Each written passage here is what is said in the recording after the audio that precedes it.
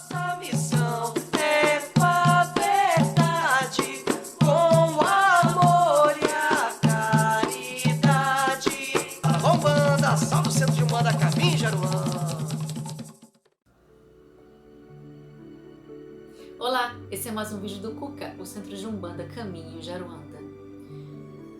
Como a Umbanda lida com a mediunidade em crianças e adolescentes? Cada vez mais chegam nos terreiros pais aflitos, pois os seus filhos estão apresentando sintomas de mediunidade. Isso quando eles entendem que é sintoma de mediunidade. Outros pais, quando isso acontece, atribuem todos esses sintomas a doenças mentais ou, o que é pior, atribuem ao demônio atuando. Os pais não devem ignorar os sintomas de mediunidade em seus filhos, talvez por medo, por ignorância, por intolerância. Alguns ignorem isso, mas ignorar o sintoma de mediunidade de seu filho pode atrasar a evolução do seu filho e pode atrasar até a resolução de um problema que seria de fácil solução. Afinal, mediunidade, o que é ser um médium? Médium é aquele que sente, num grau qualquer, a influência dos espíritos, ou seja, todos nós. Mas costuma-se chamar de médium aquele indivíduo que apresenta uma mediunidade mais ostensiva, conhecida por muitos como mediunidade de trabalho. Existem casos passageiros de crianças que apresentam esses sintomas, crianças pequenas. A criança ela está ligada aos dois planos, ao plano material e ao plano espiritual, até completar a sua reencarnação. E a reencarnação só completa quando ela atinge os 7 anos. Resumindo, até os 7 anos a criança vive nos dois planos.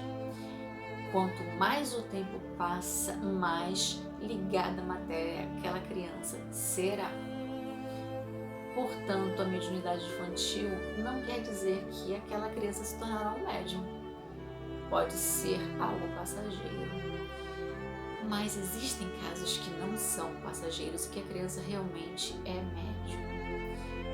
E o que fazer?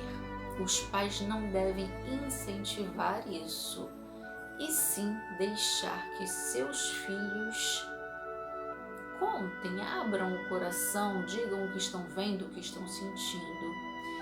É importante que tudo contado pela criança, tudo contado pelo adolescente, seja tratado com naturalidade. Não se deve assustar, não se deve ridicularizar e nem incentivar a prática da mediunidade, nem da criança e nem do adolescente. Os pais devem intervir quando essas manifestações se tornem constantes e causem também algum prejuízo. Os pais devem procurar um terreiro e seguir as orientações. Consultas, passes, banho de erva, água fluidificada, evangelização infantil, mocidade, culto do evangelho no lar. Com essa terapêutica, a mediunidade vai abrandar, mas um dia isso terá que ser trabalhado. Allan Kardec, no livro dos Médiuns, disse: quando numa criança a mediunidade se mostra espontânea, é que está na sua natureza, e a sua constituição se presta a isso. Exemplo, uma criança que tem visões, ela não sente medo das visões porque ela já está acostumada àquilo. Ela até esquece. O tempo passa, ela nem lembra mais. Daqui a pouco sua memória, algo aciona sua memória, ela lembra, ela até comenta aquilo, mas ela se reporta que não foi agora, que foi um tempo atrás. Para ela é natural. Então, como Kardec diz, está na própria constituição daquela criança. médiuns como Chico Xavier, Ivone do Amaral Pereira, Divaldo Franco tiveram os primeiros sintomas de mediunidade na infância. Chico Xavier, aos 5 anos, conversava com a sua mãe desencarnada. Divaldo Franco teve os primeiros sintomas aos 4 anos de idade. Isso é retratado no filme do Divaldo. Também temos um filme muito interessante, O Sexto Sentido, onde um menino de 8 anos tem visões, ele vê pessoas mortas. É um filme imperdível. Muitos casos de mediunidade na infância não afloram por acaso. Certos casos de mediunidades em crianças e adolescentes talvez tenha sido programado pelo alto, pela espiritualidade superior, para que a família dessa criança, para que a família desse adolescente busque a fé, busque um caminho espiritual. Conheci um senhor, não era de um terreiro de Umbanda, era de uma casa espírita muito grande. Ele não tinha religião nenhuma, mas o filho de 15 anos começou a apresentar certos sintomas. A coisa foi ficando difícil. Ele procurou uma casa espírita. O rapaz começou na mocidade, começou os estudos, passes, água fluidificada, e com o tempo aquilo tudo abrandou e cessou. Como o filho começou a estudar, ele também, para acompanhar o filho, começou a estudar na casa e se tornou. O tempo passou, o filho não sentia mais nada e praticamente saiu da casa espírita, nem pisava mais lá, e ele se tornou um trabalhador abnegado, se tornou um dos diretores dessa casa espírita. E ele dizia: quem me trouxe para o espiritismo foi o meu filho. Então, em certos casos isso acontece justamente para levar alguém da família. Tudo pode acontecer. Irmãos, muitas vezes os espíritos relatados pelas crianças, é muito difícil ser um obsessor. Geralmente são espíritos amigos.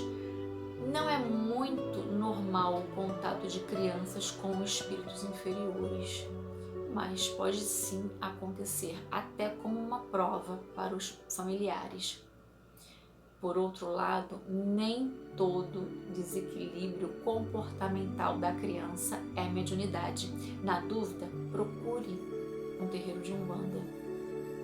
O mais importante é falar desde cedo para a criança, para o adolescente, sobre Deus, sobre Jesus, sobre a espiritualidade.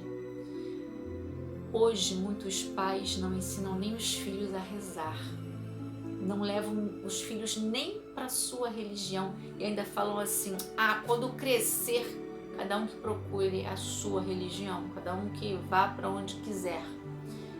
Irmãos, não é assim, existe uma diferença muito grande, é a base, essa base nós carregamos para a vida toda. Eu lembro, eu era muito pequenina, eu tenho essa memória. Meu pai sentado comigo antes de dormir, meu pai, ele me ensinando Pai Nosso e Ave Maria, ele devagarzinho me ensinando. Isso é algo que nós carregamos por toda a vida. Na Bíblia, em Joel, capítulo 2, versículo 28, está escrito: derramarei o meu espírito sobre todo ser vivo. Vossos filhos e vossas filhas profetizarão. Vossos velhos terão sonhos. E vossos filhos, vossos jovens terão visões.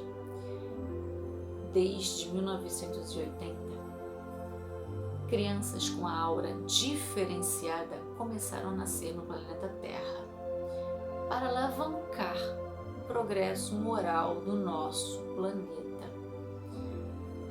Essas crianças com essa aura diferenciada não são espíritos perfeitos, mas chegaram na Terra com essa missão. Não todos, mas muitos chegaram a partir de 1980.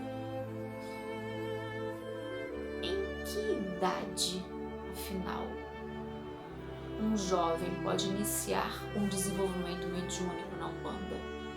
Na maioria das casas de Umbanda, crianças e adolescentes não assumem responsabilidades.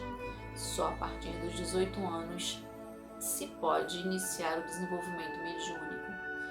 No nosso Cuca, não se exige responsabilidade para uma criança, para um adolescente, não se pode cobrar deles o que poderia ser cobrado de um adulto.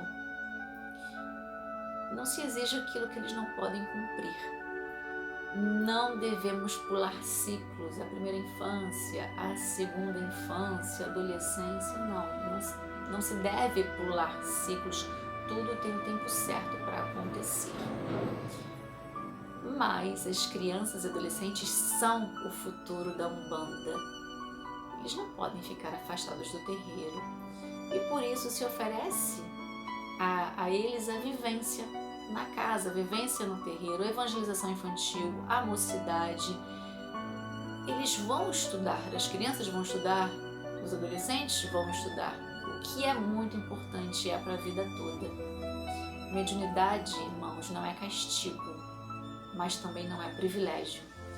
Mediunidade é bênção e quando bem orientada e utilizada, leva o indivíduo à evolução. Evangelizar o seu filho é cooperar com Jesus Cristo.